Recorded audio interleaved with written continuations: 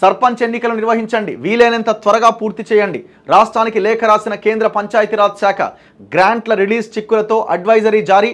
కసరత్తు మొదలుపెట్టిన రాష్ట్ర అధికారులు. 15 ఆగస్టు తర్వాత సీఎం రేవంత్ రెడ్డి సమీక్ష. ఆ తర్వాతే స్థానిక సమరంపై మరింత క్లారిటీ. బీసీ రిజర్వేషన్లు తేల్చకుండా ఈ ఎలక్షన్స్ పెట్టడానికి వీల్లేదు. 23% తగ్గించిండు కేసీఆర్.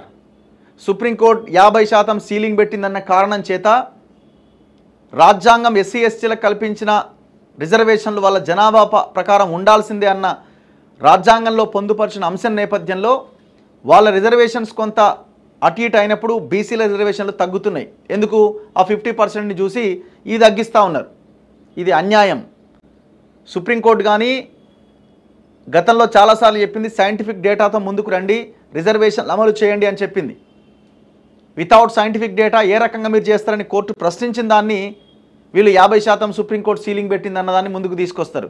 ఈడబ్ల్యూఎస్ రిజర్వేషన్ వల్ల బీసీలకు జరుగుతున్న అన్యాయం ఏంటో చూడండి. ఎంత ఘోరంగా నష్టపోతున్నారో అంత దారుణంగా నష్టపోతున్నారు. మరి ఈడబ్ల్యూఎస్ రిజర్వేషన్ 10% పెట్టినప్పుడు సీలింగ్ ఎక్కడుంది? అప్పుడు సీలింగ్ లేదే, మరి సీలింగ్ ఎగిరిపోయింది కదా. ఇప్పుడు ఈ బీసీ రిజర్వేషన్లు ఎంత శాతం పెంచుతారు అన్నది చూడాలి. ఎందుకంటే కామారెడ్డి డిక్లరేషన్లో కాంగ్రెస్ పార్టీ హామీ ఇచ్చింది.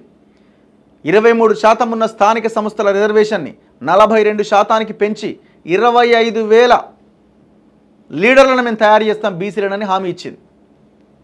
చేయాలి మరి. 6 నెలలు అయిపోయింది, 8 నెలలు కూడా అయిపోయింది. ఎప్పుడు చేస్తారు?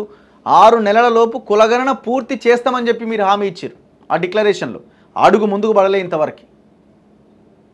ఇప్పుడు ఇవన్నీ కూడా ఎలక్షన్స్ త్వరితగతిన నిర్వహించాలి అన్న కోణంలో భాగంగా రాస్తున్న వార్తలు ఇవన్నీ. గవర్నమెంట్ రాపిస్తున్న వార్తలు ఇవన్నీ. ఇంకా 2-3 రోజుల తర్వాత చూడండి, వరుసగా స్టార్ట్ అవుతుంది. ఇక అన్ని పేపర్లలో సీరియల్గా రాస్తారు వీళ్ళంతా. ప్రభుత్వం ఆర్డర్ ఇస్తుంది, ఇట్లా మనం ప్రజల్ని మైండ్ సెట్ని మార్చాలి అని. ఇప్పుడు ఏమంటారు తెలుసా?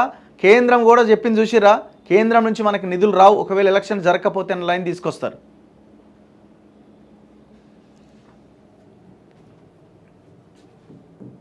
నెక్స్ట్ ఆదాబ్